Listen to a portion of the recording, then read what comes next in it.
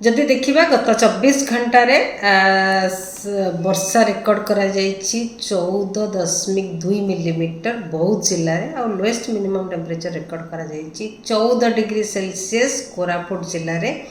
ता सहित एबे जदि देखिबा फोरकास्ट देखिबा आगामी 5-7 दिन जाए वर्षा हबार बेसी संभावना नहीं। पाग मुख्यतः सुखिला रहिबो किंतु उपकूलवर्ती जिला मानकरे पाग किछि किछि स्थान रे पाग मुख्यतः मेघुआ रहिबार संभावना रही। ता सहित जदि तापमात्रा देखिबा न्यूनतम तापमात्रा राति तापमात्रा रे 2 ରୁ 4 डिग्री ह्रास पाइबार संभावना रही आगामी 3 दिन जाए। ता परवर्ती टाइम रे टेम्परेचर मिनिमम टेम्परेचर विशेष किछि चेंज होबार संभावना नहीं।